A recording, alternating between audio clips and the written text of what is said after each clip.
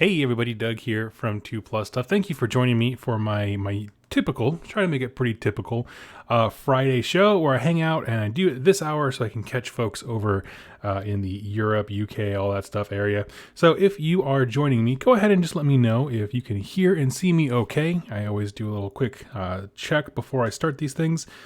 And I'm pulling up stuff on my phone right now so I can look at the comments while I'm over here doing some hobbies. So, friends, it's been a bit. It's been a crazy couple of weeks for me in terms of work and that kind of stuff. Chinese New Year kind of threw off everything because many people, my coworkers, are of Chinese descent, and so it was a big deal. Let's see. Can see and hear me. Okay, awesome. I see everyone's pouring in. Thank you so much. So what we're going to do is I'm going to turn this annoying light on here, and we'll go to the downward cam. Charles, hello from France. Hello, hello. Sweet. So, actually, you know what? While we are just chilling, let me pull up some music. La musica. And, so, big plans for this week. I'll just kind of jump into what's on my plate. I do this show as a staple. I'll try to make it very regular whenever I have Fridays off. And, but it's kind of throwing a wrench in things. But this week, it's going to be all about Wrath of the Everchosen. If you guys have not heard, there is a campaign expansion out for... Oh, wait, this is going to be loud. Hold on a second. I got to adjust the audio. I had it set to the levels where I was chatting with Kenzie last night, and if I leave it the same, it'll blow y'all's eardrums out. Okay. There we go. Let me know if the music gets too loud or something like that. Let's see.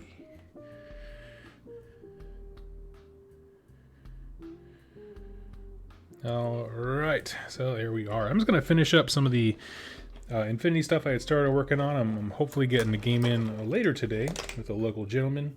So I want to have, a few painted things.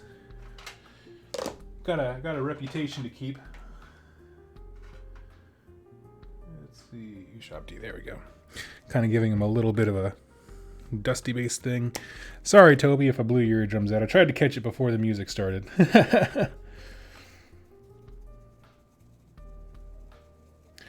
Just spent my budget buying Space Marines from Japan. No, Wrath of the Everchosen, it's cool. I'm reading through the lore right now. Right before I hopped on, I was going through it. I'm gonna do. I think I need to start with a dedicated video talking about the setting of the 8 points, because it's something that wasn't...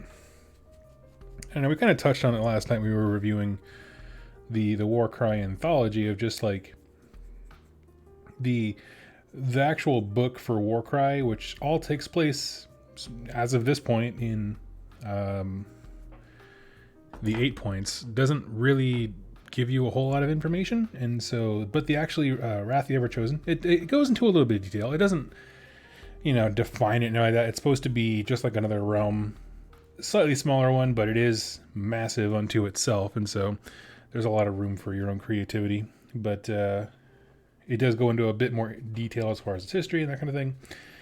And so, yeah, I'll probably do a video just for that, just to kind of set the stage. I think that's always good when I do my videos. It's just like, where is all this taking place? Because the location is just as important as it's like another character. So.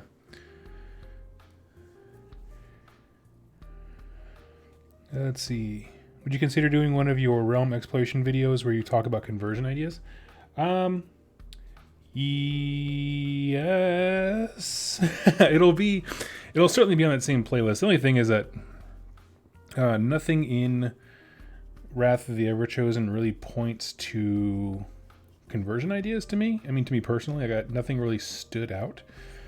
So aside from just saying like chaos stuff, I can encourage people to do weird stuff, but that's about it. Nothing really 8 point specific, if you will. Although it was confirmed they do have their own realmstone, which is pretty rad. Called Varanite, which I like. Sounds like something you see out of the Marvel Universe. Alright, so I'm going to pull my phone a little closer so I'm not missing any comments, because I see they're coming in. Hey, everybody. Chris is getting his copy tomorrow. Awesome. PJ over in Ireland. That's sweet. Working on narrative, minis, and ogres. Sweet. I like that. Let's see. What kind of ogres are you doing? Are you doing like the what are they called? Beastclaw Raiders, or the ones that are Gutbusters? There we go. That's what I was looking for. Just a second. I'm looking for my Abaddon Black, which seems to have run away. Here it is. Want to see that series come back? Yeah, I mean, the thing is that they stopped giving us good information about the realms, I feel like. Like, the ones... I did videos on the big ones that had big entries in the core book. But, like, until... I mean, I'm hoping the Lumineth Realm Lords go talk about Ish a lot. Like, but I mean, I don't make stuff up. I don't really do much in the way of fan fiction. So if I did anything with the ones that they shared, because I'm in that video series right now, it's just Axi Chaman, Giran, and Shaiish. But yeah. Age of Shaiish boys. Oh, yeah. There we go. Even the light out a little bit. Thanks to you, I've started my orcs. Ooh, cool.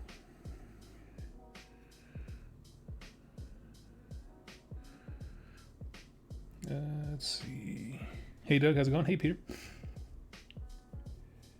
But, yeah, so I mean, that's going to be probably consuming most of my week. It might get around to doing another Infinity Lore video, because that was a very interesting one. Something that has never happened to me in the almost 4 years now that I've been doing YouTube stuff, where the views and engagement they don't match, but in like a really weird way, where like it didn't have this massive spike, like, the masses all stop what they were doing, like, holy crap, Doug is doing Infinity Lore.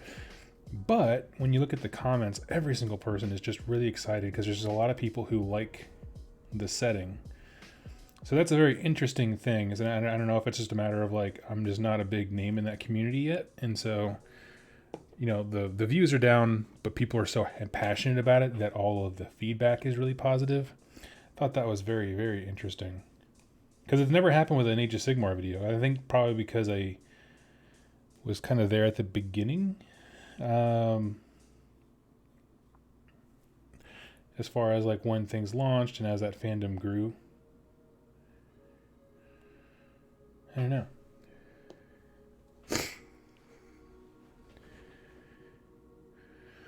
Let's see. Hakaslam or Era not have the best lore. I do like them both.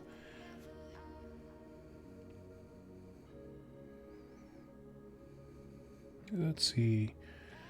Blight's Creek, I found it hard to find more Infinity Lore online. Yeah, they don't... that community has a distinct lack of nerds who waste their time doing the kind of things that I do. I mean, there's a lot of YouTubers who fill in the backstory for like Games Workshop games and that kind of thing, but not so much for the Corvus Belli stuff. But a viewer sent me a bunch of information on like their RPG system, and it is deep. It is vast, the amount of information out there. So I was very intrigued and thankful for that, but blew my mind.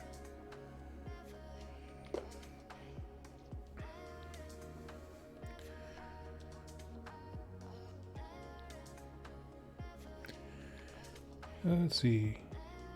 Hobby talk as I do research. What are you researching? That sounds a little rad.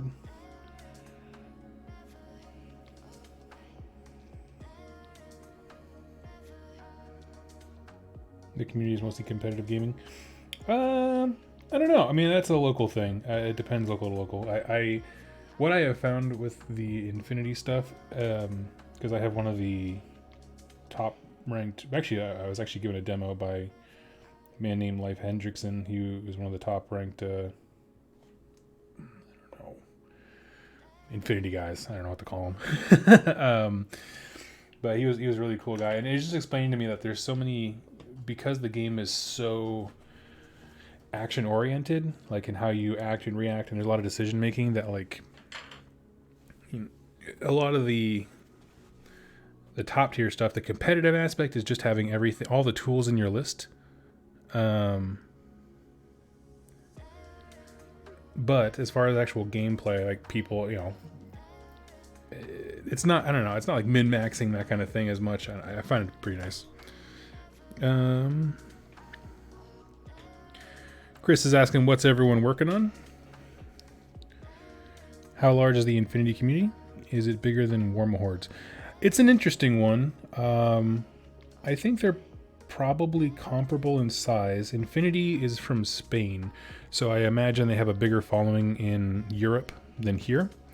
The thing is, I do think that they are, well, I don't know.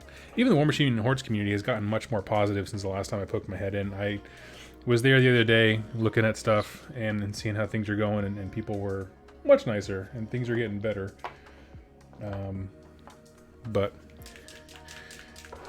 Yeah, I don't know. I think they're pretty comparable, I would imagine. Because the thing is that the biggest complaint about War Machine and Hordes right now is people in Europe can't get their products because their shipping has been terrible. Their system has been letting people down, like letting stores and distributors down. And I don't claim to know anything about that stuff, but that is the grapevine that I have heard from a few sources who are game store owners. And so that's been the biggest issue. And so when you talk like, worldwide community, yeah, no, that's where it gets tough.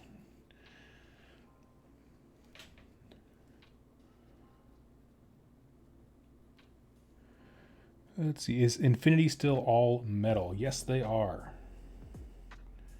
Metal models. And you know what? I thought I was going to hate it. And then I built like 4 of them. And I'm like, yeah, that ain't so bad. It's fine. Resin, I can't really stand. But the metal stuff, I didn't have a problem with.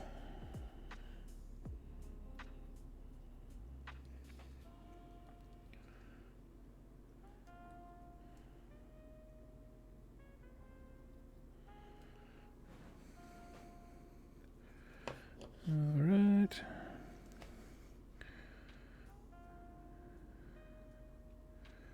Iron Jaws, nice. Kenzie got her water shut off. My water is actually shut off right now too. I got an email like 10 minutes before starting this, where I was like, "Sorry about the emergency water shut off," and my wife were just looking at each other like, "What are you talking about?" And then our dishwasher, like at that exact second, went because there was no water in it, so I was having a freak out. Thought that was pretty funny. It was just weird timing.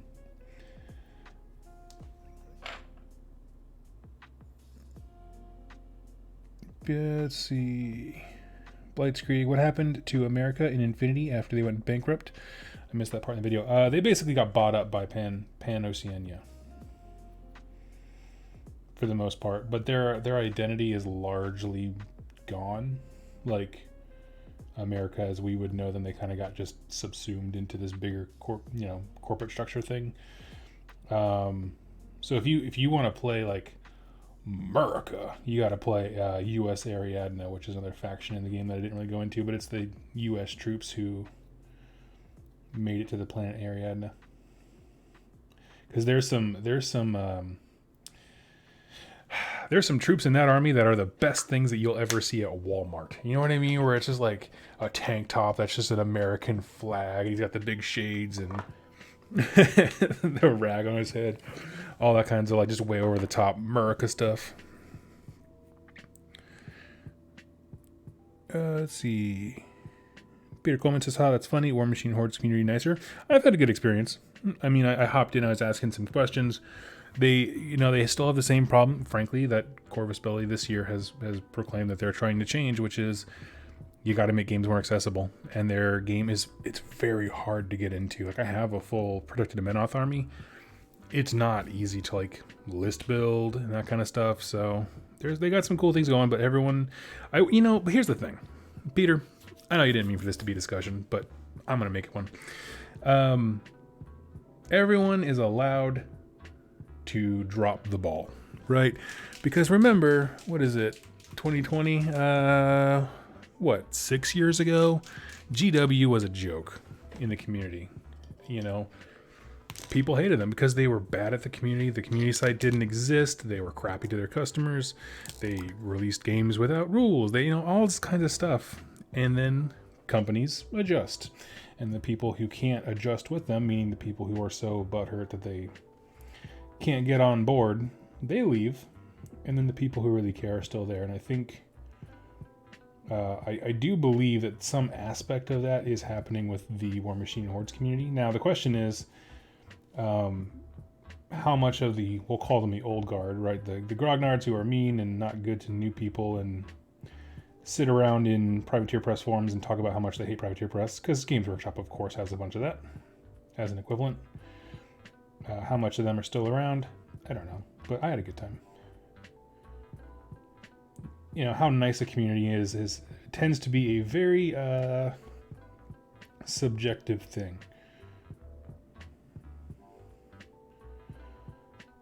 You'd think there'd be a lot of War Machine Horde stuff going down where I live, because I live, about 14 miles from the headquarters, but there's actually not. So most of my interactions with that community is still online, just like it would be for anybody else.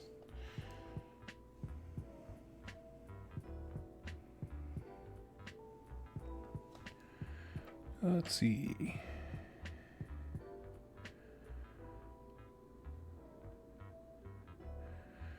Neil, gonna crack a beer open and hang out. That's awesome.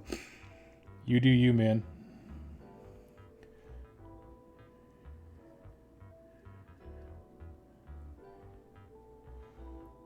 I'm just gonna be painting away. I can't really decide how I want to paint these guys.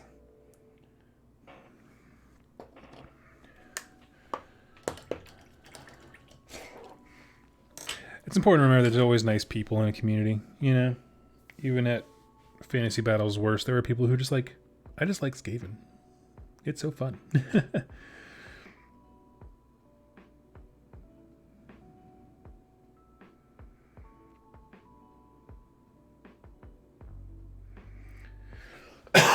Excuse me, sorry, I got something in my throat. I was hoping to just breathe it out. Let's see. Just made it finally to a stream. Hey, glad to be here and chill. Awesome, dude. Yeah, dude. Question from Hugh. Doug, how are you doing right now? I've never heard about the Infinity. Yeah, it's I'm doing well. Slow, lazy start to a morning on Friday, which is nice. That's how I like my Fridays, lazy. And as far as Infinity goes, it's a miniatures game by Corvus Belli. I definitely think it's bigger in Europe than it is here, but it's cool. It's just a few models of like specialists. Kind of like secret ops stuff.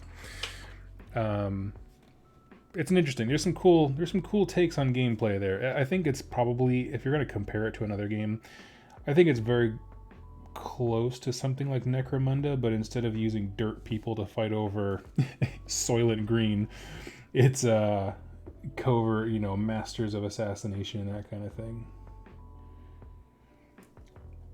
In Games Workshop, if you're watching, you're more than welcome to use my description of Necromunda in your next advertising campaign. Let's see. Matthias, question: are you going to be going to Adepticon? Really excited to see what's next, like always. Yes, I actually am going to Adepticon. I'm very excited. It'll be my second convention ever. Because the first one was Nova last year, and I'm in talks. I can't really announce anything, but I'm in talks to do just chatting and doing some coverage for the Age of Sigmar lore event, or narrative event they're doing there, the Gibbering Dome. But I'm trying to figure out, basically, it's one of those things where I got so frustrated the weekend of CanCon and LVO about all the discussion around competitive stuff and people just having a lot of vitriol mostly on Twitter, to be honest with you, regarding like Games Workshop and playtesting and that kind of stuff, that I was like, I needed a break. And then someone reached out to me and said, hey, it was actually Bill Costello, who is the host of the Rolling Bad podcast. Go subscribe to the Rolling Bad podcast. It's super fun. And he just basically said, like, well, why don't you try doing like coverage, but of a narrative event, like tell the story as it goes kind of thing. And yeah, so I'm excited about that. So I reached out to the guys who do, well, they actually reached out to me first because they couldn't get their names fast enough. Reached out to me, and it's one of those weird things where it's like, I'm just there to help kind of thing. And I don't want to step on anyone's toes, you know? I don't want to like steal the show because they have their own thing. They have the Mortal Realms podcast, which is their baby for talking about lore and that kind of stuff. So it's the reason I say like it's still in chats is because I just want to be helpful. I just don't want to get in the way kind of thing. So yes, I'll be there. And I would love to meet you. Brendan. When will you be announcing competition winners for the lore? I'm still reading them. I'm a quarter of the way through it. I said in that original video, I was hoping, I didn't give myself a hard deadline, but I'm hoping to have them all read and put up a poll for my patrons to vote on the winner by the 15th. And so I didn't put myself a hard time because my work is kind of crazy all the time. We're in a season of change as we expand, so it's kind of weird. Some days I have nothing to do, and some days I have way too much. It's kind of a day-by-day basis. So yeah, that's how it's going to go. And so I'm hoping to have it announced at the end of this month, like latest, you know, because I can't imagine the patron polls will take super long, but how I'm doing it so I don't lose my sanity. If y'all don't know, there were a sum total of 83 entries. And that's huge. That's a lot to read. So I'm kind of doing like drafts almost. Like I'll read one and be like, this is, you know, so I've had a few so far that were just straight illegible. Meaning like, you know, it's not a language barrier. I just don't feel like they tried. And a few where they didn't follow the guidelines as far as like having their name in the thing. So those I kind of weeded out. And then, yeah. And so I'll kind of just go through all of them and just kind of pick out the ones I like. And I'll do a second round for myself, that kind of thing. So that's how it's going.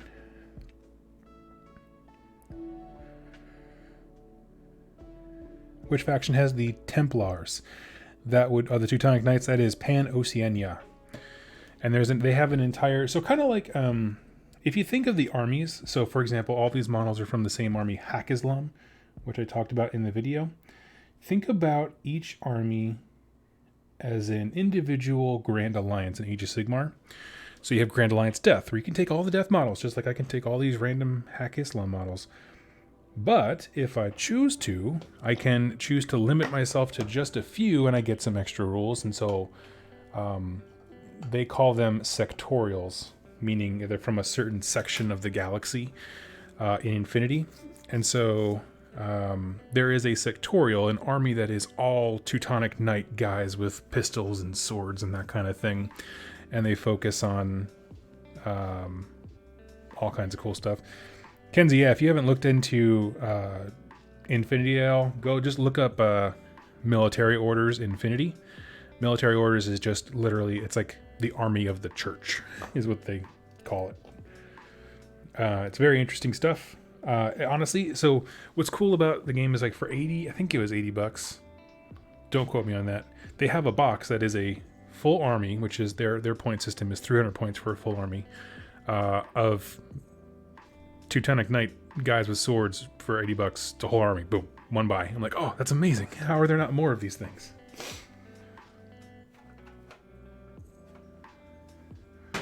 Why doesn't every game company have a one buy bundle for an entire flippin' army? Let's see. Kellen, so pumped for Infinity Lore. It's good. Every time I go to Mox, someone is playing Warm Hordes in 40k. Never AOS, sadly. Yeah, it's weird out here, dude. I don't know if you've noticed. I mean, Yeah. Hugh Mox is a local store to us. Mox Boarding House in Bellevue and or Seattle. 40K took off in a big way. I think the new edition really revitalized that whole community. But yeah, I don't know. I don't know what it is. I just, for the most part, cannot get into it. And it's not because I don't like sci-fi. I love sci-fi. Obviously, I'm painting super soldiers from the future now. But yeah. I'm sorry if I'm falling behind the comments. I might jump ahead here a little bit. Just says, discovered your channel recently as I'm getting into Warhammer hobby, and your videos have helped me. Oh, thank you so much. That's why I do it. It's all started when, back in my day, we had no points. We had to use our imaginations and just kind of put up with each other when someone put 2 Archeons on the table because there was no such thing as a character model. So anyway, yeah, when I started the game, it just wasn't really popular. And so I was like, I like this. I'm just going to start talking about it. And then it blew up into this. And I'm glad I can get people talking about things they like. That was the whole point. Let's see. Infinity seems like Kill Team if Kill Team had the complexity of Necromunda. Yes, I would agree with that. There are a few gameplay elements that make it super different from any Games Workshop product.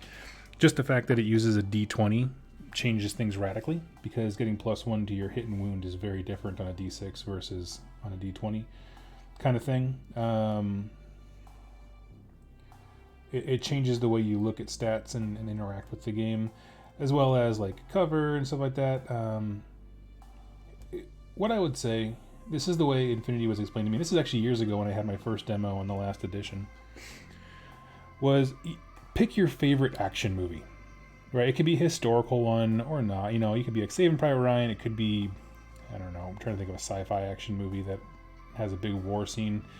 Whatever that one with Tom Cruise is when he's in like the suit of power armor. Anyway, pick your favorite action movie.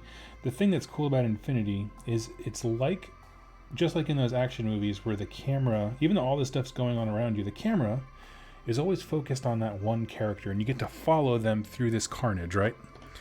And the way that Infinity plays actually makes that more realistic, or it simulates that, a cinematic effect, more than Kill Team or Necromunda. And the reason I say that is, if you have 3 guys in your army, you get what's called 3 orders. Okay, and you can spend those orders to like move and shoot, punch a guy in the face, hide, whatever. You can just use your orders to do the things for your turn. You don't have to spread them equally. So because I have 3 guys here, I could just have my big boy do 3 things. Okay, have 3 turns, and these guys, my entire activation will do nothing. The reason that's cool is, imagine that you're looking through the eye of a camera. You're always following where the action is. So even this guy's sitting here doing nothing. He takes his action. He takes his action. And then he stops. And then the next guy goes. You activate this guy. And now the camera's on him. And he does something cool and badass. So I like that. You know what I mean? It also lends itself to really easy to tell you what happened. Like battle report style of just like, because it's not globs of dudes fighting globs of dudes. It's a singular perspective of, I am activating this character, and you can just keep activating him, go Rambo style. That's definitely a strategy. What I'm going to do, because I am so far behind on questions and answers, I'm going to skip ahead. All I see at the top of my list is Doug saved AOS. You've heard it here first. I don't know why I did that. If you have a question and I missed it, I'm sorry. Go ahead and ask it again. I just want to get caught up. Boy812, I've heard it compared to XCOM. I don't know what XCOM is to be able to confirm or deny or whatever like that. But I've heard that comparison made.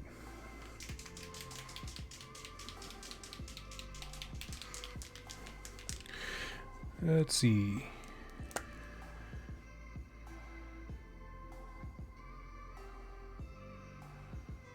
Magakin are awesome too. Oh yeah. I'm looking up here, just making sure didn't miss anything too big. So yeah, okay. Now I'm all caught up. Like I said, if I missed your question, go ahead and ask it again. No problem.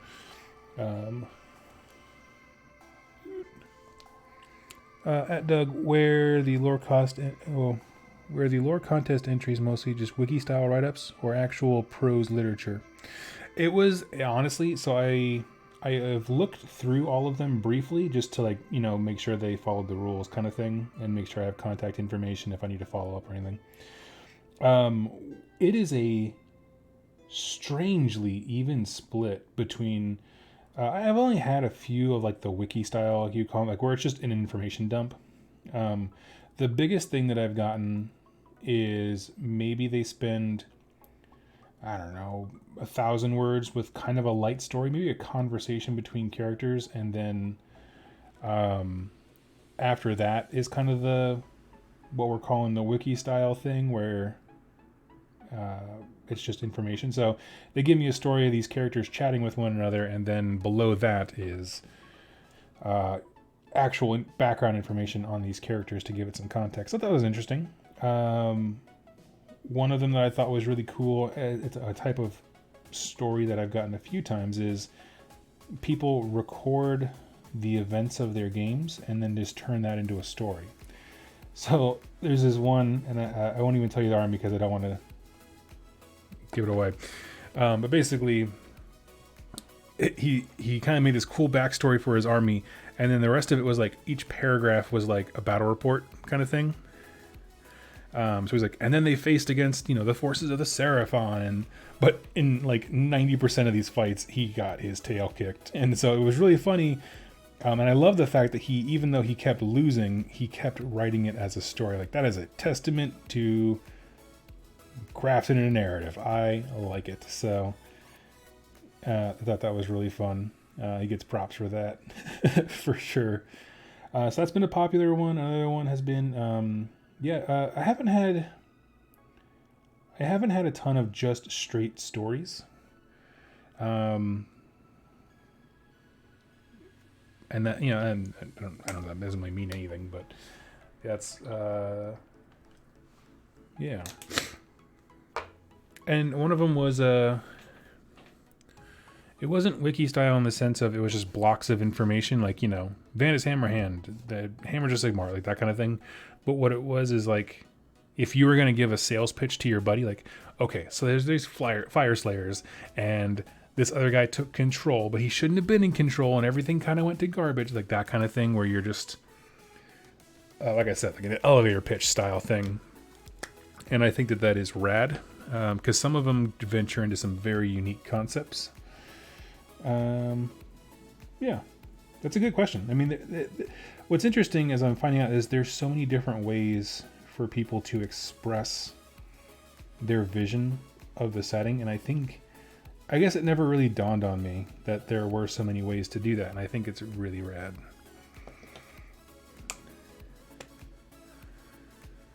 Let's see.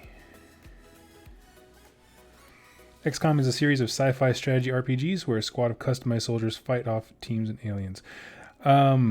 Is XCOM a video game or is it a miniatures game? Doug's video stopped me from quitting AOS. Aw. Well, it's good to be here. Just which Warhammer game is more popular? Are you asking in my area specifically? For me, it's 40k. Yeah, there's a lot of 40k players around here. Not so much with the Age of Sigmar.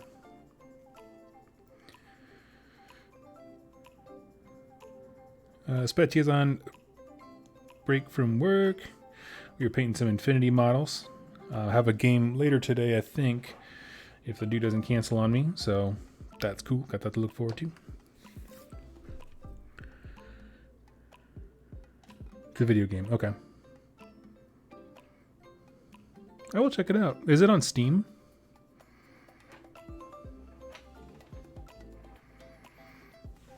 I might check that out. Maybe a cool thing.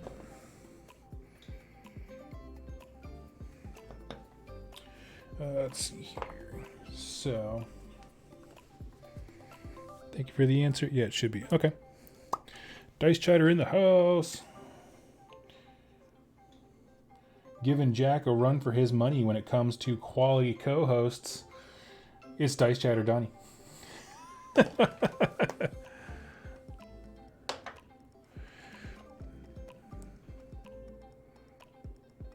Yeah, XCOM and XCOM 2 are on Steam. Dang, okay, cool.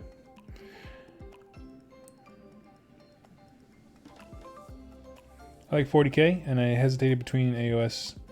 Yeah.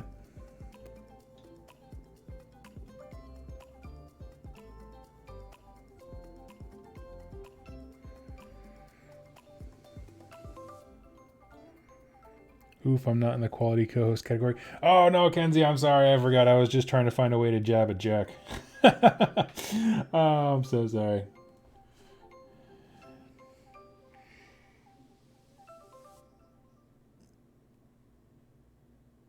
Shut up, Jack. You're laughing at me.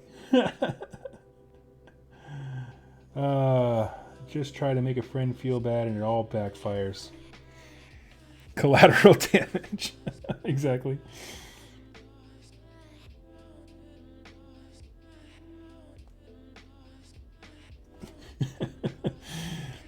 Kenzie's self-esteem is a sacrifice I'm willing to make.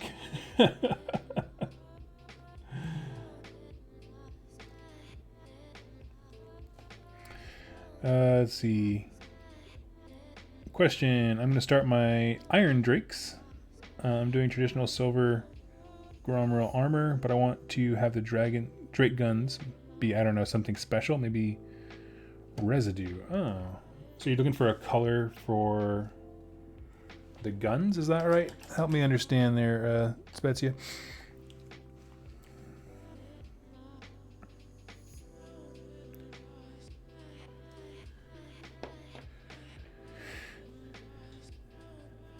Let's see.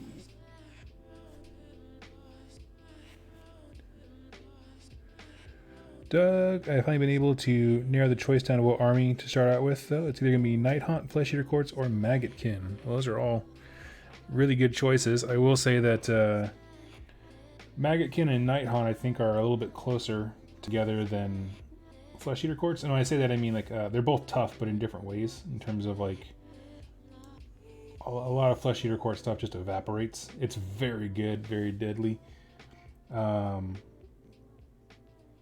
But they're just very different play styles is kind of what I'm trying to get at. I'm just saying it very poorly. So just kind of think about how you like to play. For me, you know, I paint all these stinking models. I hate taking them off the table. So I went with Maggotkin.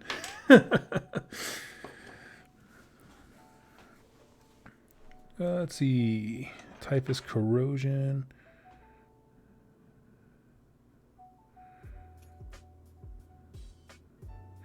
Baylor Corvette, we should hear about the lore competition hopefully by the end of this month.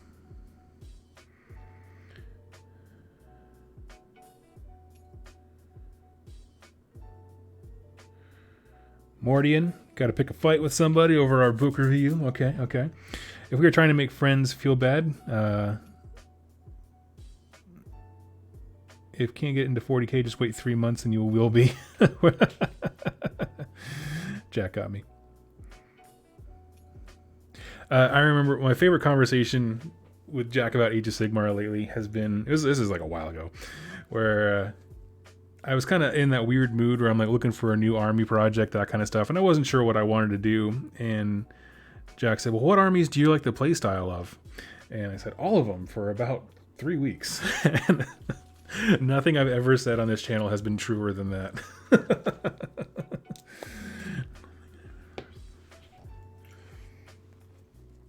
But I'm sticking with Maggotkin because I finished all my freaking Puscoil Blight Lords.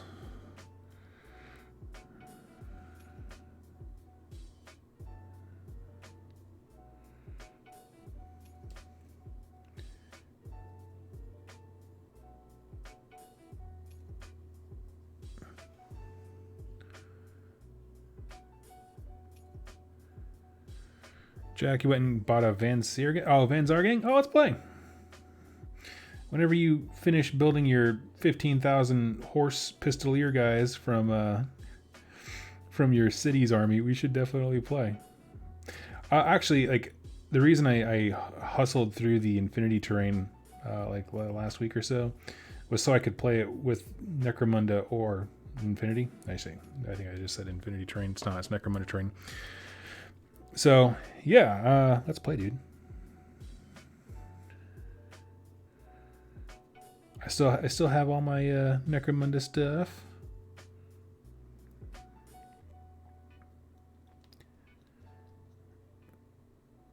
I think the only thing I ended up getting rid of was the Chaos Cultists, the Corpse Grinder cult from the Dark Uprising set. I just didn't care for them.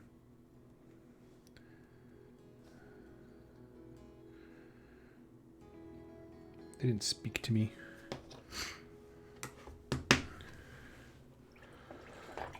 Let's see. Khador when? I have a box of Khador. I have not built them yet, but yeah. So with Khador, they are one of the more interesting factions, like aesthetically, like the kind of zealot look. I love it. The thing is that when I was reading online, they seem to be a very like finesse style Necromunda gang, and so I didn't want to start there. I wanted to start kind of the way they want to introduce you to the game, so I picked Escher.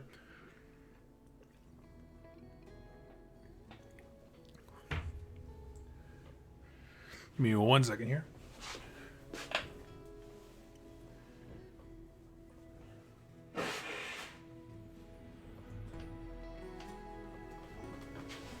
Okay, there we go.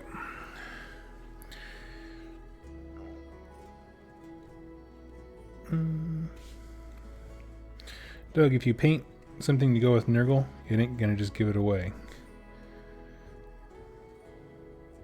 Oh, if I paint, if you paint something for me that is Nurgle, I won't just give it away. I mean, I make no promises. I carry no debts. No, I mean, I really have been enjoying them quite a bit. Like I said, I always say, don't send me stuff. I don't want stuff. I just want views and likes. It's all YouTubers live for anyway.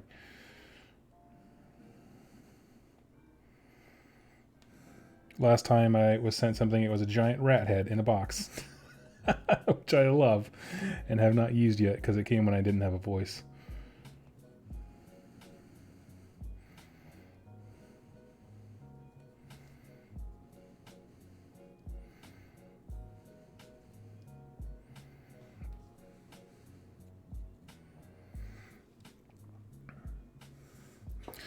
Let's see. Question. Doug, how's the metal figures of Infinity to work with and paint with?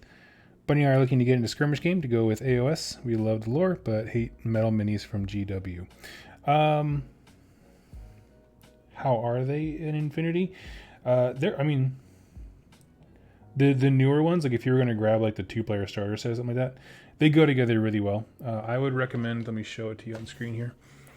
This is Loctite Ultra Gel. It is freaking awesome. It's this nice thick gel that comes out of there, and it kind of, it's imagine it like a green stuff light when it comes to holding things in place so it has a chance to dry fully. And with that specific glue, I've had zero problems. Now, when it comes to like dropping them, I mean, that's kind of one of the things that plastic does well, is they're a little more durable because they can flex. So if you drop a model, it's not the end of the world. It's a bigger deal with metal models, straight up. But there's no way around that. That's just a material thing.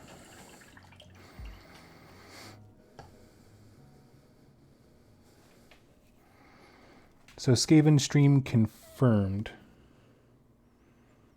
Skaven stream. I think I may have missed something. Oh, with the rat head? Yeah, I don't know what I'm going to do with him yet. Doug, would you rather wake up a citizen of Necromunda or a peasant in Gur tomorrow morning? Ooh. God, that's a hard question. Would I rather be in Necromunda or Gur? I think Gur. And the reason I think Gur is because, like, at least if, like, everyone in Necromunda just wants to kill you and eat you, like ultimately. Whereas like in Gur, at least if you're part of a village, you can all kind of like collaborate to work together and stuff. I think it would be a better place. Better is a very I'm gonna use that in like, strong quotes there. But yeah.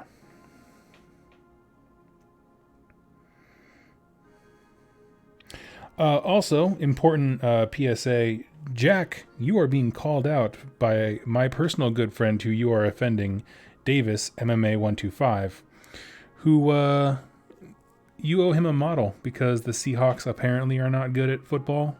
I don't understand your beef. I hear sports words and my brain shuts down. Although I do know from coworkers talking that the first game of the Seattle XFL is tomorrow. And that's all I know about it. Much rather be shot than eaten. That's a fair point. Doug, question. Do you have any recommendations on where to start reading AOS novels? If you want to... I always tell people...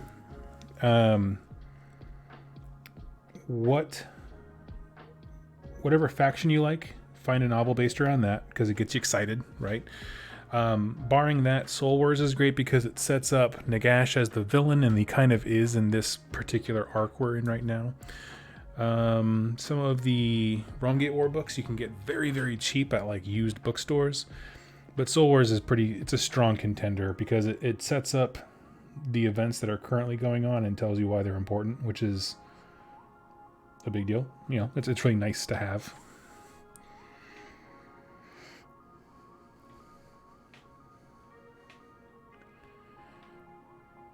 Let's see.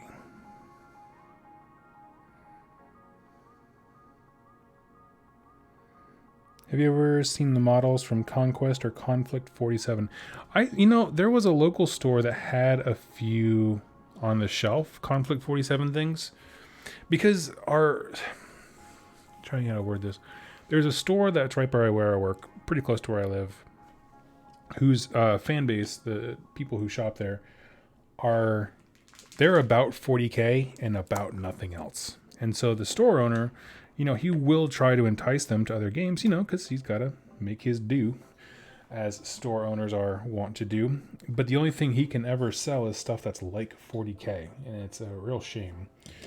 Because he'll try. Like they had Infinity for a little while. Then they went to Conflict 47, and he keeps trying to stock things in the hopes that something will move. But all anybody cares about is 40K there. So it's just, it is the very height of their jam. And that's okay. They know what they like.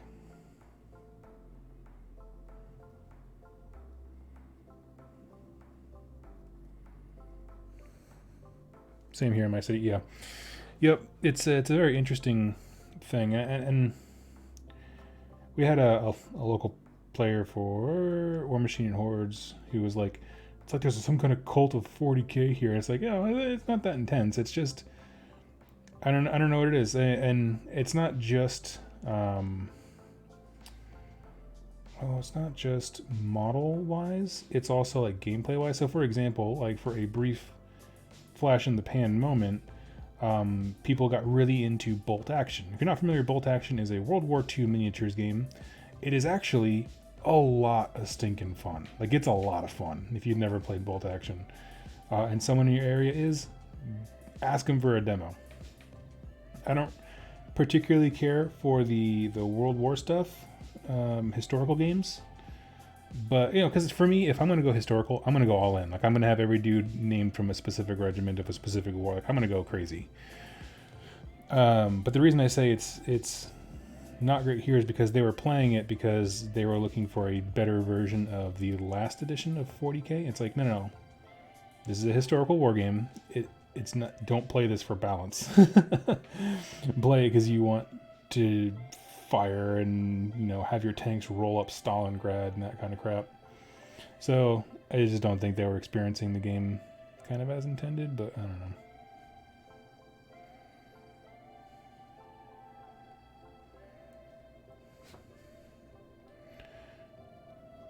So it's a strange kind of community.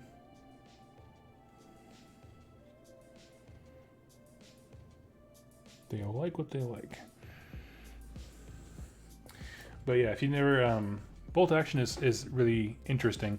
It's like it's a skirmish. It's a skirmish-ish game. I mean, there are units and that kind of thing, but I feel like it's a much smaller scale game than like 40k or something AOS. But basically, however many units you have, you put a dice, right, that is like specific to you. So everyone has to have different colored dice. You put a dice in a bag for each unit that you have, and then you and your opponent, you shake it up and you blind draw it out, meaning you don't know what dice you're picking.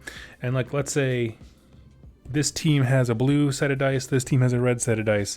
You put them in there, you shake them up, and you pull one out, and let's say it's the red guy. The red guy gets then to activate a unit. Okay. And then you shake the dice again, and the red guy gets pulled again. Now he gets to activate another unit. Now the way that this kind of swings around is you kind of want an even distribution. Again, you don't know whose dice is coming out, because like if I'm the red guy and I keep getting all my dice pulled, I need to be really flippin' aggressive, because that means I know in that dice bag the odds are that towards the end of the game everything's going to come up by the blue guy, right, the opponent. And so things are going to shift very rapidly. And so I like it. I thought that was a super cool mechanic. It is not at all like a competitive thing. It's just a really interesting, like kind of how AOS has like the churning tide of battle in terms of like rolling for initiative. This is their version of that, but it's on a unit to unit basis, and it's really neat.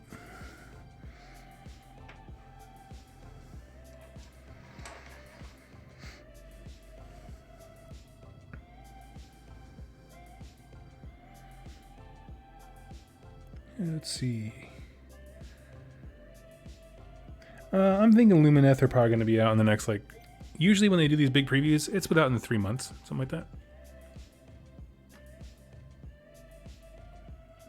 I think it's probably a safe bet.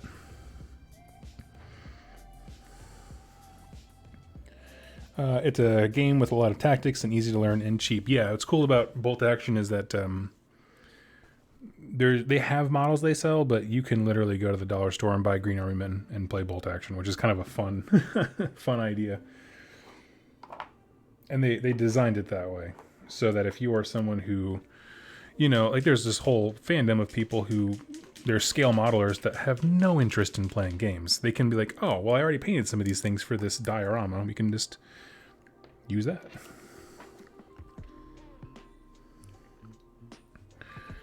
Let's see. Question, why is GW keeping Vandus hostage? It's almost as if they were ashamed of AOS original launch because they're trying to delete all proof it ever happened. He gets mentioned a lot. You know, I get what you're saying. Totally do. Hashtag where's Vandus? What about, oh, what is it? What about Barb? What about Vandus? I don't really know what's going on. I mean, we got that cool book about the Red Feast, which is about Corgus's beginnings. And so that tells me that they're not trying to erase the past and pretend that the first wave never happened, right? Because they mentioned other characters. But yeah, I don't know what's going on with Vandus.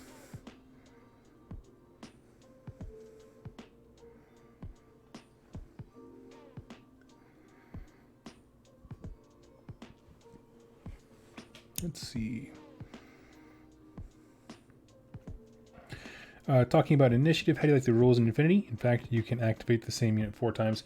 Yeah, I kind of mentioned it a little bit before, just that I kind of view the order system as being like a camera's following over a specific unit. And you can do what's often called Ramboing, which is just, yeah, you take your one guy, and your one guy goes nuts. The problem is that oftentimes that means the rest of your army is not moving, which is generally not good. Because that way no one's in position, and your big hoss that's super cool ends up being all alone somewhere, usually in the enemy zone, so that's not good. So I mean, there's a strong pro and con to how that plays out. So just to say, like, you can activate a guy 4 times doesn't quite do it justice. But I do like it. I like that there's flexibility and freedom in that. It kind of vaguely reminds me of the Rule and Warcry, which I know came out afterwards, way afterwards. I was just saying, like, usually you can only use one ability per activation, but if you're the last guy alive, you can do whatever you want, basically. As long as you have dice for it, you can just do all the things that you want. And I was like, oh, I like that. One guy just goes nuts.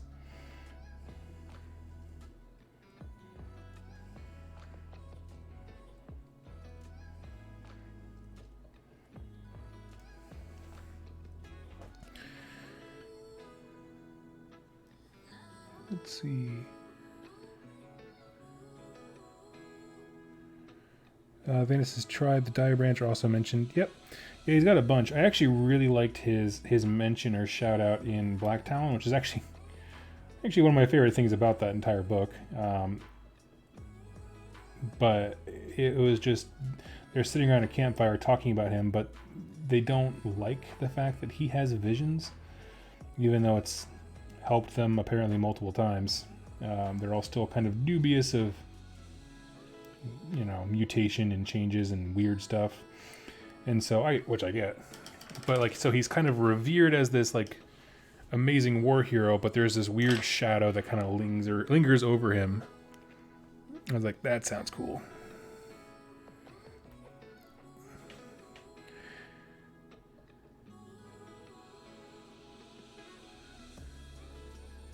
Let's see. Corvus Cole is the most interesting thing about Vandus Hammerhand. I like that one.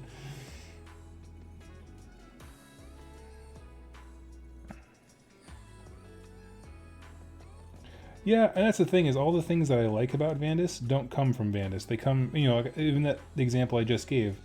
There's these people sitting around a campfire just talking about him, you know, and how he creeps them out, because it's like, is he broken? Is he corrupted? What's going on with Vandus? But the truth is, you know, he's a good guy, and we just all have to like it, kind of thing. But that doesn't actually involve him, like, as an appearance or anything like that.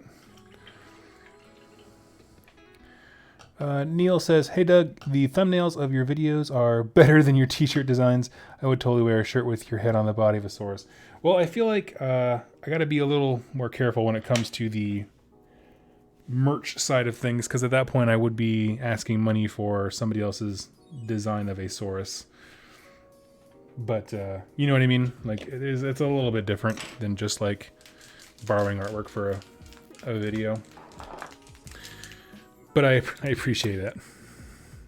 I do plan on going back to making more fun versions of shirts. I do promise that.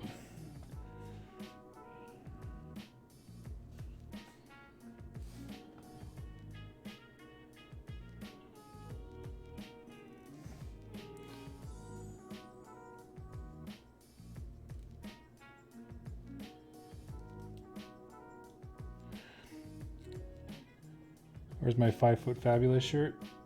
I don't know. It doesn't exist because it's 3 foot fabulous. Heyo.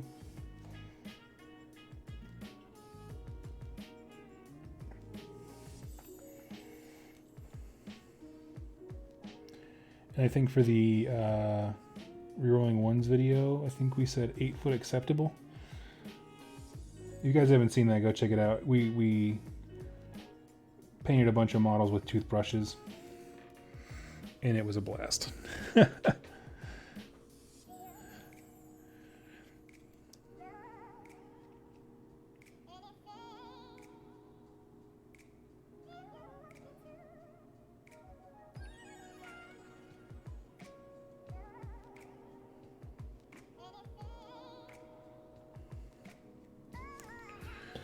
video was amazing. There you go.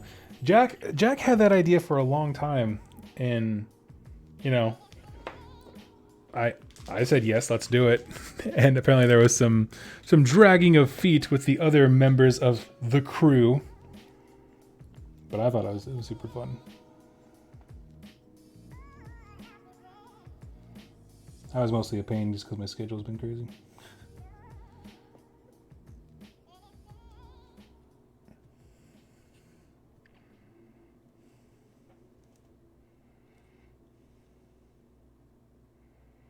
Okay, he is coming along.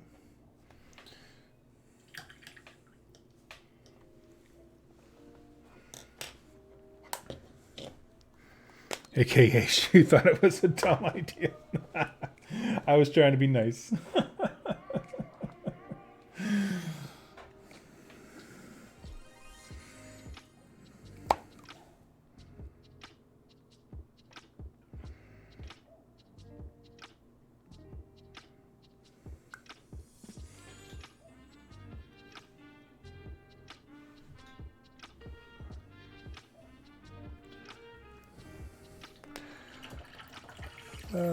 Building the trees in the Soul Drain Forest kit is a pain.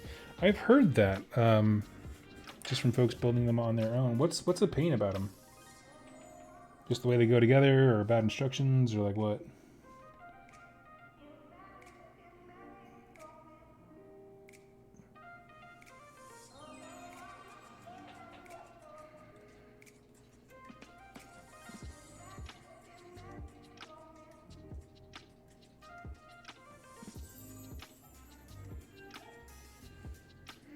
So many parts.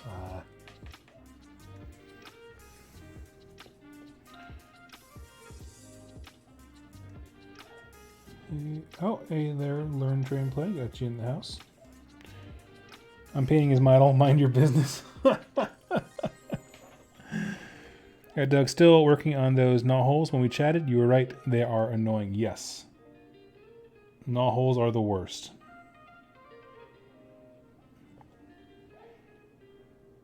And you're going to get it done. And you'll be like, glad I never have to do that again. And then GW's probably going to be like, and now unlimited knot holes. And you'll be like, son of a gun.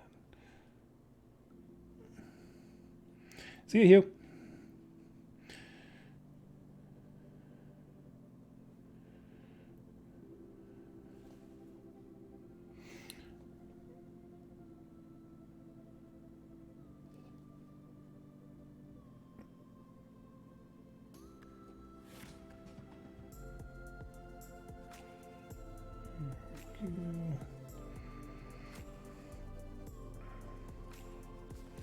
Just paint up the gauntlets and that kind of stuff. Pandemic Grr. Why don't you use a wet palette? I have one. It's about 2.5 feet for me, and I don't like it. No, basically what it is I told my sensei, Vince Manchella of painting fame, that I got this particular brand of wet palette, and the first thing he said to me was, that's great, that's fine, it'll totally work for you. Just throw away the paper it comes with and then he told me to go to the store and get some like baking paper or something like that, wax paper, whatever. And I haven't had a chance to do that yet, and sure enough, the paper that it comes with is quite terrible. It is like, it would be like using cardboard as a wet palette. I don't know how else to describe it. It kind of like shreds when you apply anything to it. And so it kind of gunked up. Like this brush was one of my nice Gears Advanced brushes. Like it got all screwed up. You can see it's all kind of like none of the bristles come together. It's because there's gunk of paper in there. So it kind of messed it up. Just curious, why do you hold the brush that way? Like this? How am I supposed to hold it? Like this? Just paint like this? I paint it this way because I have finger control with it. I can feel, I don't know. Yeah, I got control. That's about it. Oh, with your middle finger? You mean like this is how you usually do it? That would be index finger, and I do it with my middle finger. I don't know why I do that. It's also how I write.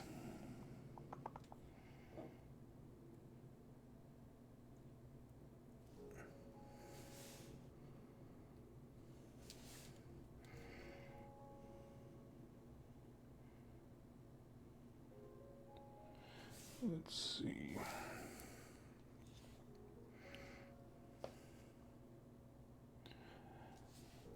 What game system is that model you're painting for? This is for Infinity. by Corvus Belli.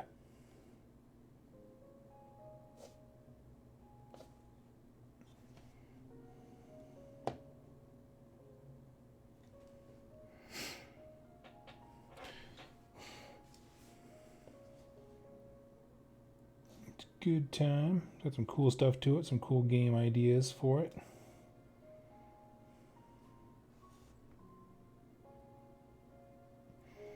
This is a big named hero guy for their factions. I think his name is Tarek or something like that.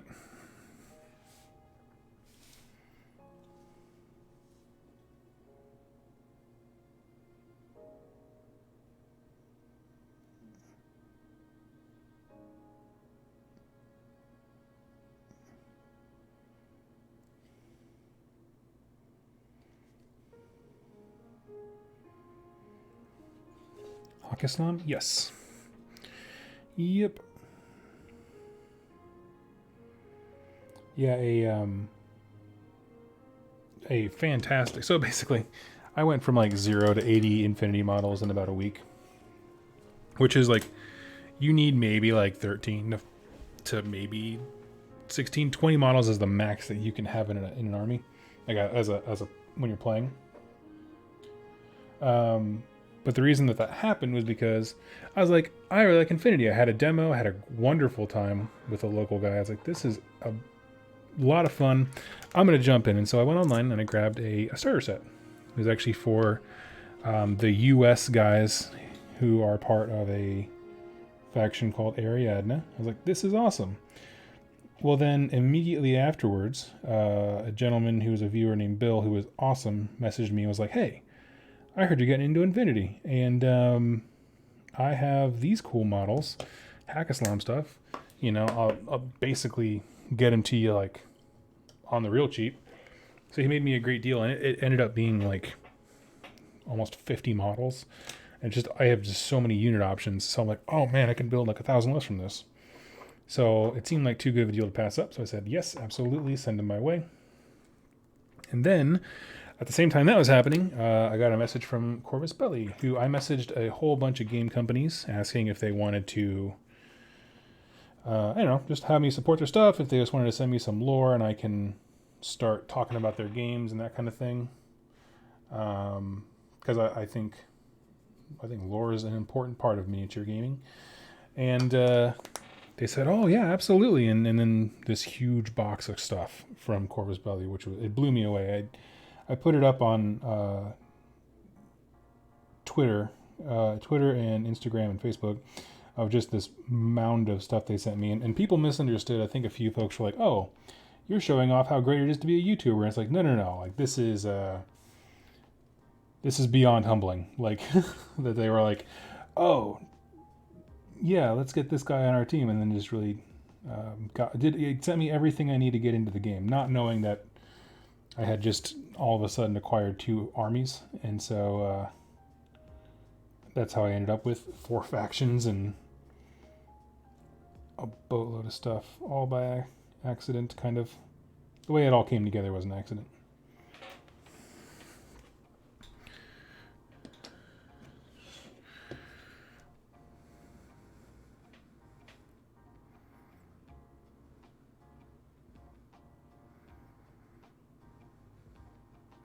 What's your top tips for living in a small apartment and practicing the hobby? Top tips for a small apartment.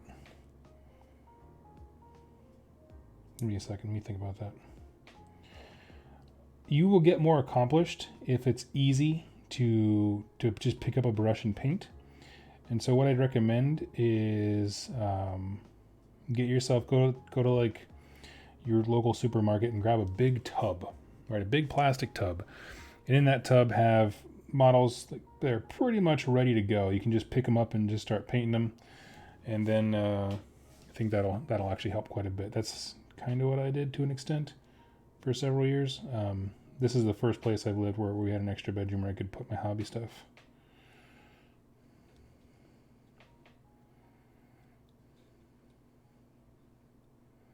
You should look at Parabellum Conquest game if you like great lore. Just look at the trailers, trust me. Okay, I'll check it out.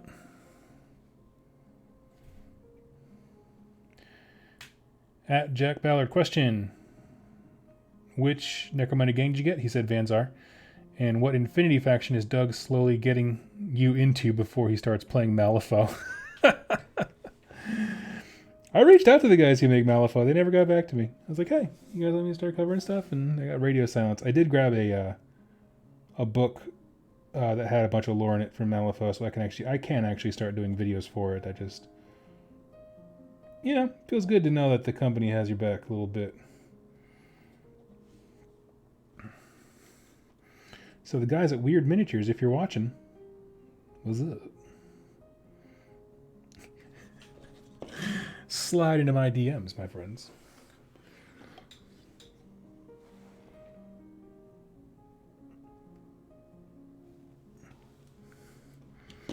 Ninja Goblins, nice.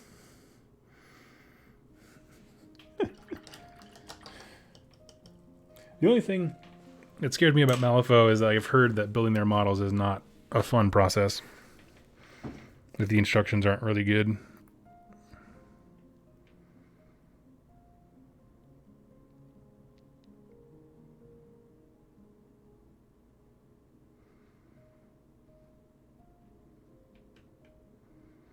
Thank you, Emmanuel. It's very kind of you to say.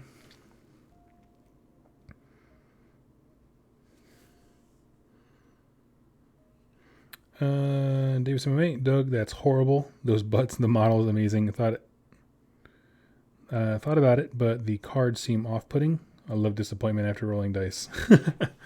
I don't honestly, I don't have any special attachment to dice whatsoever.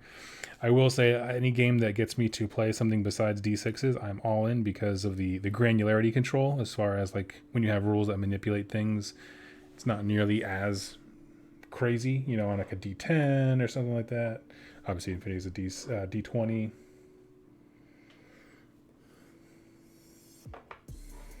Whereas GW's solution is just roll more dice, more and more and more and more and more. Right, Joe. Any ETA on Spotify? Well, I'm hoping this week. Basically, when I'm done with this stream, I'm going to start making videos for this coming week. I do believe that the Spotify feed that I set up is ready, but I'm going to do a quick test before I start promoting the crap out of it. So basically, I'm going to put it up and then wait and make sure it's working, and then I'll share it with everybody. So it should be this week. I can't foresee anything slowing that down. And basically, I'm going to start changing the way I do my videos so that I can...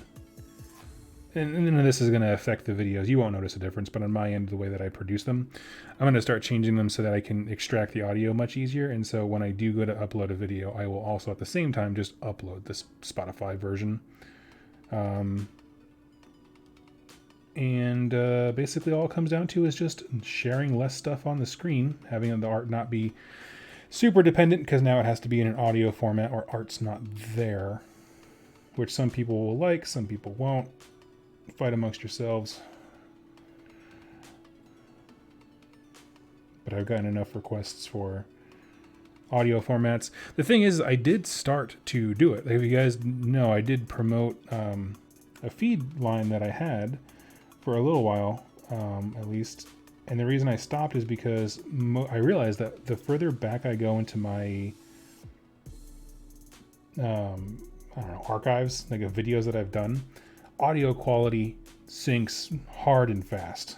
And so I was kind of looking for a good on point to start doing that with my new setup, my current setup, where the quality is, I think, much better.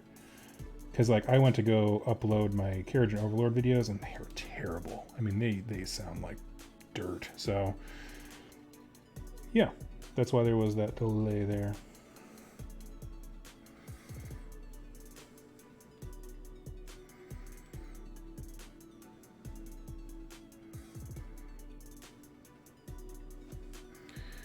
Let's see. Instant Gaming, just want to say you convinced me to paint tonight. Nice. That's always the goal. That's why I do these. We sit and we hang out and we paint together.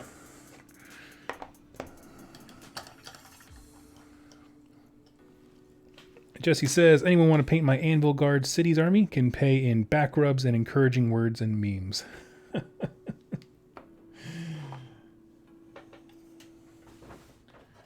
No, thank you, sir. No, thank you in the least.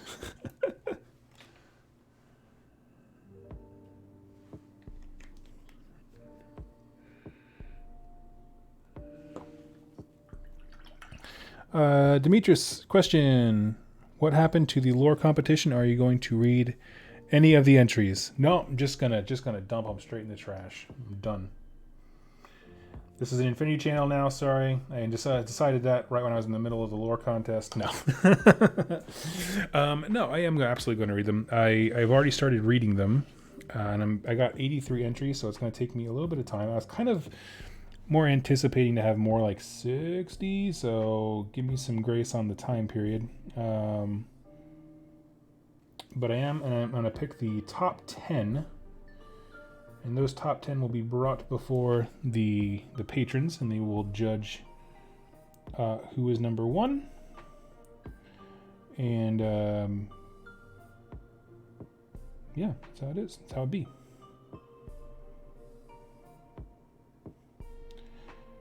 I will be honest, and this is just part of me, this is my first time organizing a thing. I am kind of worried that people are going to be all butthurt if they don't win and like be a pain. That's just like an internal thing that's in the back of my head. But I think generally people seem pretty positive. Most of the entries I've gotten have had little messages attached like, hey Doug, here's my lore entry, with a link to their Google Doc or whatever. Just like I said. It's like, I don't want to win, but I don't expect to win, but thanks for doing this. I'm like, okay, that's the right attitude. Thanks for doing this.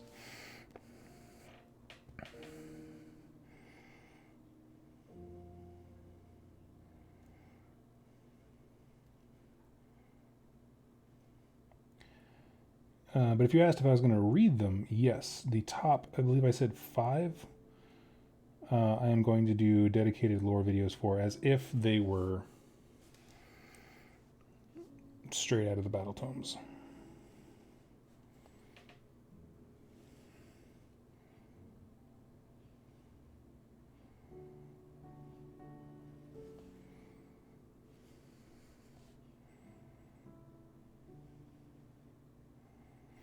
Basically what I'm doing is just cramming through a few of them a day. I'm just kind of like, holy crap, my Empire dudes are destroying this poor sisters here. Oh.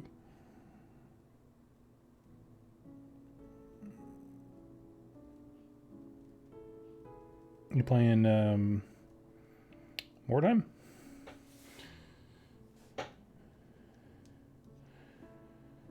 Corey Bragg. Have a wonderful evening. Is it evening over there? No. Well, it's not quite evening.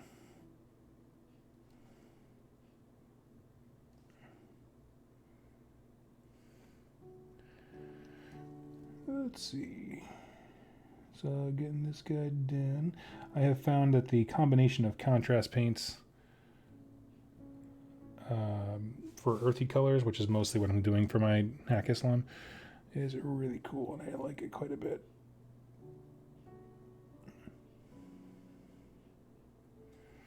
And I did it over a camo primer, which is an interesting thing. I might chat about that, but it's Krylon makes this line of primers that are supposed to be like for painting like hunting hutches, or I don't know, keeps, whatever you want to call them. When I was in Texas, we call them hutches. But basically, yeah, you make them camo so that way like animals can't see them, that kind of thing. And they're so flat, like as a color, which is great for priming.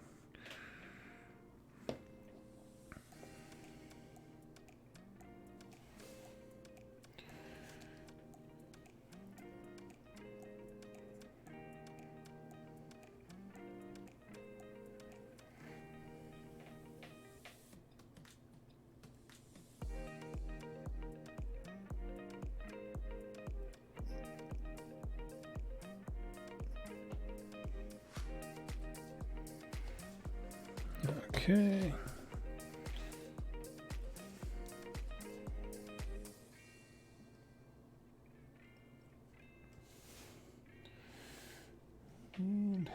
I think once I finish this one here, we'll pretty much be ready to wrap it up because these will need a bit of time to dry.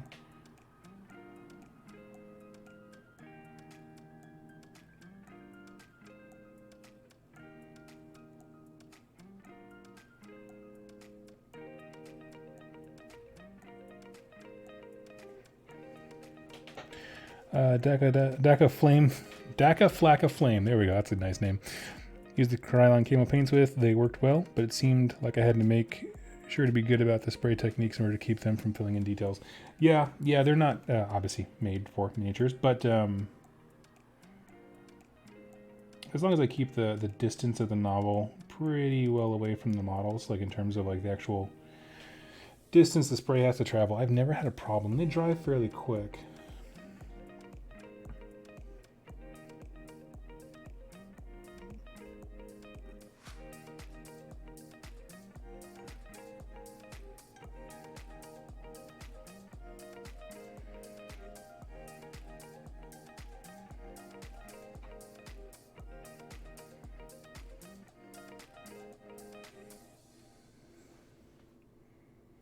Let's see.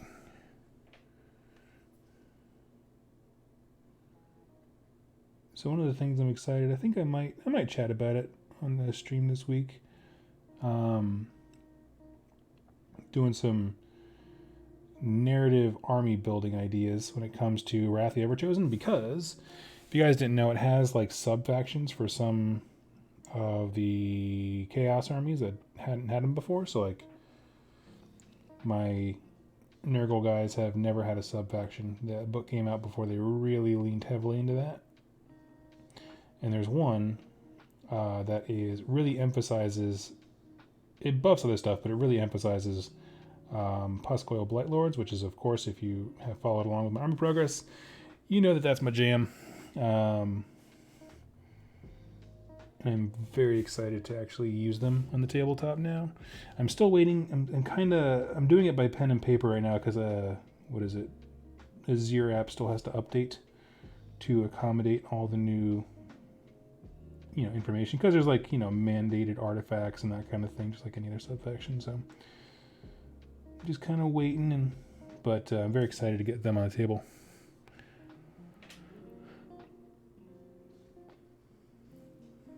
Mr. Spider, what am I painting? This is a Assassin Lassique from Infinity.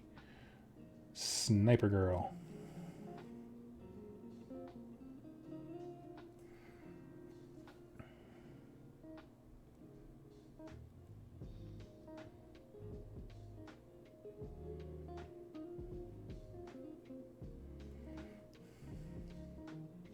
This particular model suffered a little bit of damage in transport. This is one of the ones that I got from that super awesome viewer, Bill, where this leg and the torso meet with, I had to fill in with green stuff. It doesn't look quite right, but the color's kind of blotted out.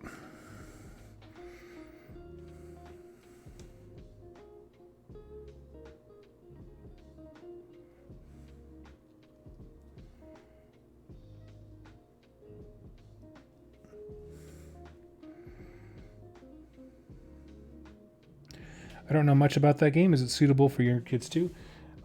Yes. Yeah, they used to have some, we'll say racy models, but they have largely rotated those out with better, newer sculpts that are just better. We're just going to leave it at better. It does feature, it's futuristic violence. If they can handle complexity-wise, like Kill Team or something like that. It's not as grim and mean as Necromunda. At least the plot stuff there. The artwork for it is kind of inspired largely by anime style stuff, so they might like the artwork, depending on what your boy or your girl is into. Yeah. I mean, I think it's more family friendly than like 40K. It's one of those things I always want. I always think parents, when it comes to that kind of stuff, like, I don't want to tell you that it's good or bad. You can have your own opinion. But, because there's some stuff that I'm like, well, this kid's going to learn it anyway, and parents are horrified.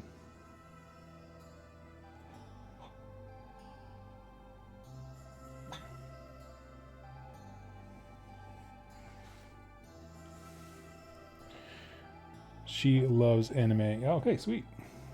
Yeah, I would just take a look at the models online. You just go to Corvus Belly. That's the people who make it. And their starter set comes with terrain, like little cardboard buildings that are actually really cool looking. And there's alien factions and different kinds of humans, all kinds of stuff. How complex is it? I've always heard that as a knock against it. I'm gonna level with you. There's a lot of rules. This Adepticon, they are coming out with a new format called Code 1, which is intended to be what they're calling a scaled down version of the game, meaning less complex for no reason. If you want all the super hyper detailed rules on stuff, you can play that. But the idea is like that's their way of getting new folks into the game, basically. Which I'm excited for. I imagine it being something akin to Kill Team versus 40K, where a lot of the literal mechanics of the game, as far as like the stats and all that kind of stuff, they're all exactly the same. It's just they make tweaks to how you conduct yourself in those games, like how cover works and that kind of thing. So on that respect, I think it's a great game. What's nice is that you can start with as little as 3 models. I have a starter set behind me, but it's kind of far away. I don't want to grab it. But yeah, basically, you start with just a handful of models. And what's nice is that like there are a bajillion rules. However, you really only have to know the ones for your people. And that's kind of what I suggest for folks who are getting into AOS, who I think have comparable number of rules, but they're all in War Scrolls versus universal special rules that affect everybody kind of thing. So I don't think it's vastly more complicated, to be honest with you. It's just organized in a way that rewards people who have better memory, if that makes sense. Whereas in a War Scroll, you would look and be like, oh yeah, this has Disgustingly Resilient. Where if you played 40K or Fantasy Battle before, you knew that Disgustingly Resilient was a special rule and the information on that was somewhere else. So think of it that way, where all of the things that make the unit special are in one centralized location, and knowing that book is advantageous, if that makes sense. But the nice thing is that if you can literally write out all the special rules that something has, and I bet, so this guy is a Assassin Lasik that I mentioned before. He has a few special rules. He can camouflage himself. He has a weapon that has like viral bullets to get people sick. But all of that you could write on, make your own quote-unquote War Scroll, and it won't be, I don't think, any significantly bigger or smaller than a 40K or AOS War Scroll, to be honest with you. It's kind of an eye of the beholder thing. And I understand why people think it's complex. But in my opinion, most of the miniatures games that people say are complex is just because they're trying to take it all in at once, and that's not how you learn any of these games. Like, none of these games you learn like that.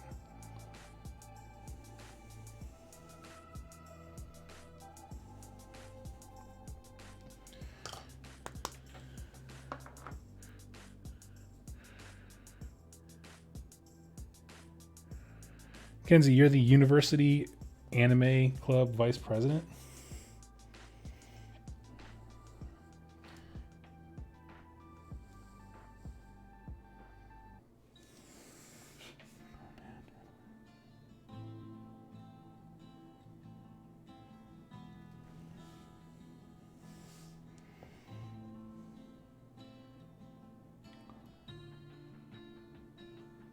Yes, I am. That's legit. That's awesome.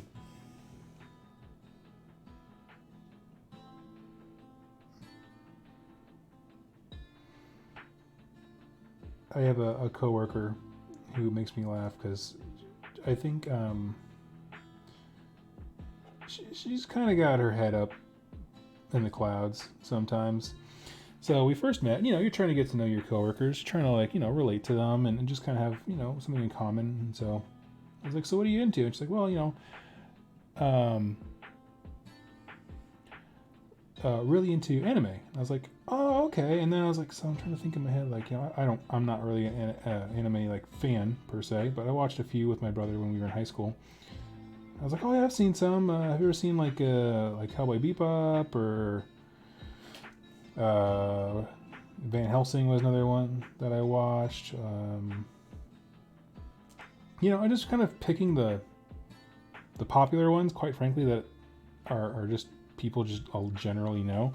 She goes, "No, I've never heard of those." And just like, every attempt that I tried to make of just like showing some mild form of interest into what she was into, she was like, "No, never heard of it. No." I'm just like, "Oh, shut up. Everyone's watched Dragon Ball Z. What are you talking about?"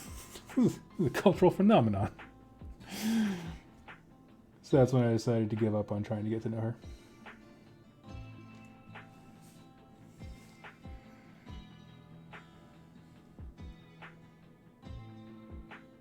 Basically, my experience with anime ends at when Cartoon Network used to have that awesome block of anime shows when we got home from school.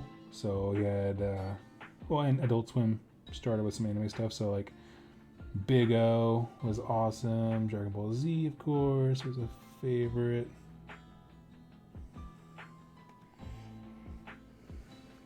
Toonami, yes, that's what it's called. I can't remember that. Yep.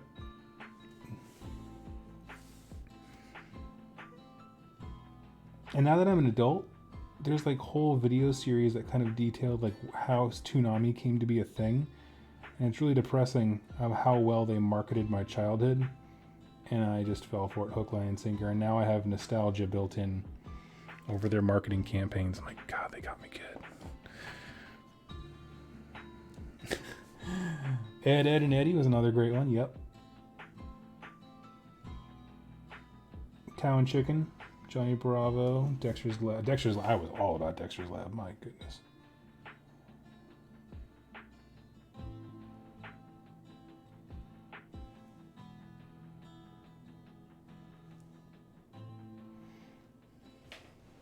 Nearly all the anime I have seen was from Adult Swim from 2004 to 2008. Yep.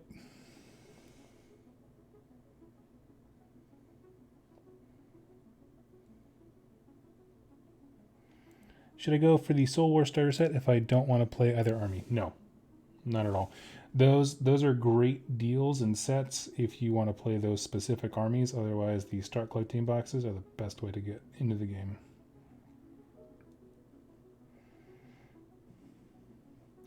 Because I'll put it this way, if you don't actively want to play Nighthaunt, building Nighthaunt is the worst experience you'll ever have.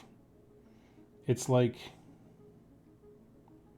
I don't know, stepping on a Lego or something. I don't know how to describe it. It's not good.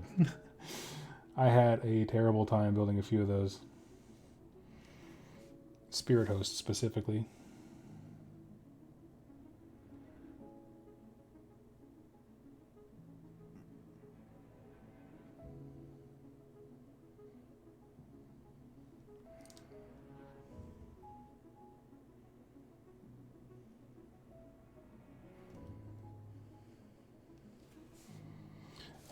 Ricky, what army are you interested in?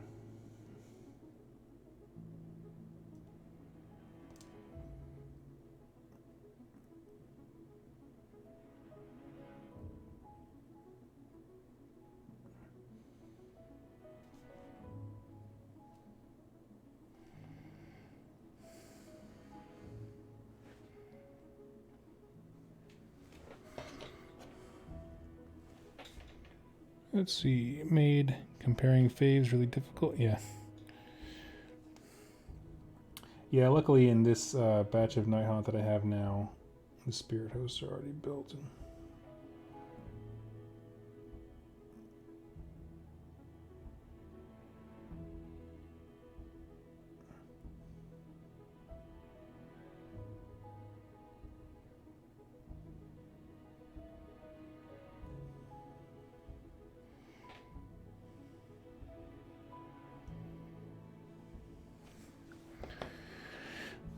built and painted Lady Ollander for a client.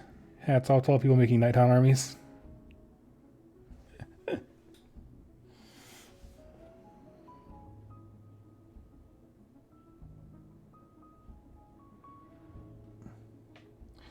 I wonder how much.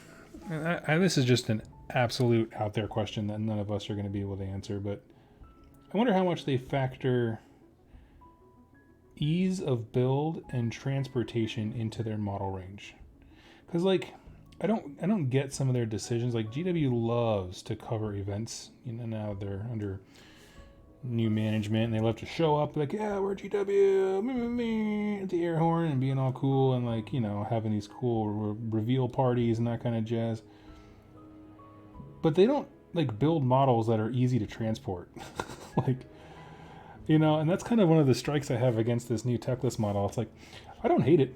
I actually really like Techless, and I like his saggy pajama pants, and I like the mount he's with. But I can't for the life of me understand why he's T-posing like 8 inches off the ground in front of it rather than just being on it, because that would make its profile so much smaller.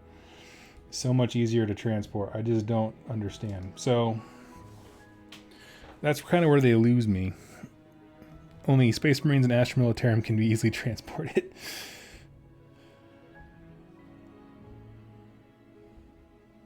Techless will never reach a tournament without a lot of glue. Yep. I haven't seen the sprue cutout. If it's easy to magnetize, that might just be the thing that everybody has to do, which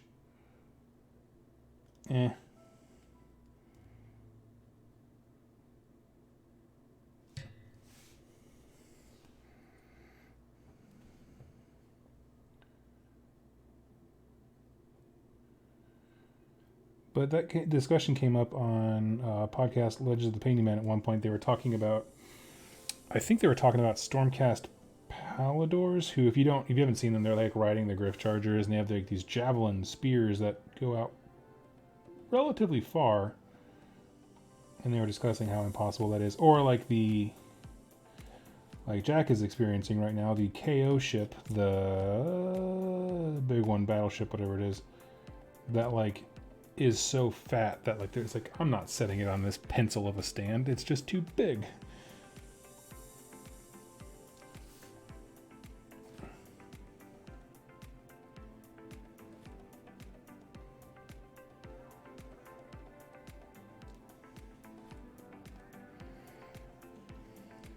Ironclad, yes, that's what it is. I'm sorry. Could not remember the life of me.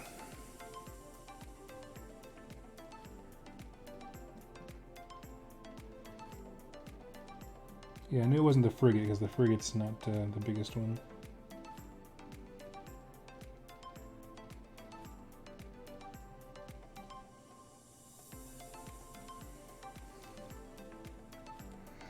Legends of Payment, give them a listen. Yeah, they're pretty funny. Sometimes, you know, when they get to singing, it gets a little cringy, I'll be honest. But all in all, they are a blast to listen to.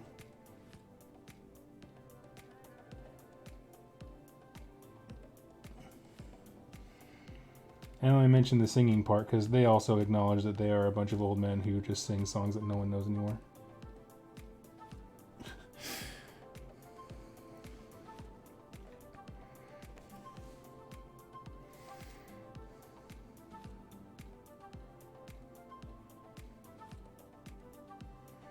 Are there any sites you recommend for getting discounted secondhand minis?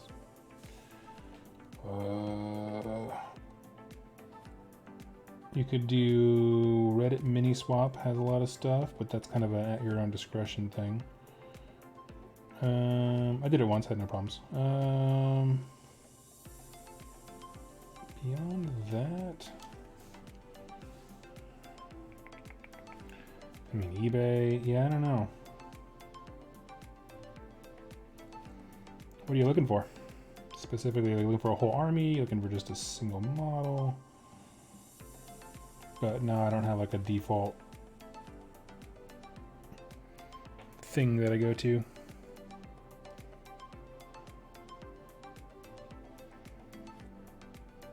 And man, if I did, I wouldn't tell you. I'm in my little secret hobby cave of used minis.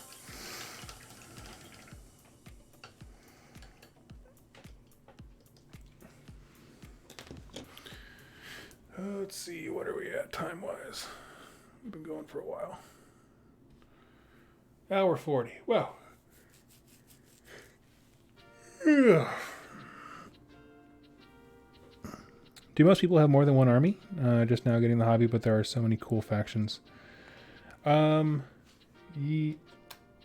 can't talk about most. I have no idea. A lot of the folks that I know, I tend to rotate. Like I usually only have 1 to 2 armies at a time, and then I'll just trade them off and paint something new and different. That's about the closest I get. So, okay, friends, I'm going to go ahead and hop off because I am starting to lose my voice. I gotta get cracking on some Wrath of the Everchosen content for you guys this week. Like I said, when I get the Spotify thing set up and I verify that it's working, there's gonna be a post on the community tab as well as all my social media platforms. So that's Facebook, Instagram, Twitter to share the link. So look out for that. Again, only if it works, and it won't be until like Monday morning, like 9 my time, before I can verify everything's good to go. But look out for that, and I will catch you all later. I will see you all throughout the week as I do some live streaming then. Everybody.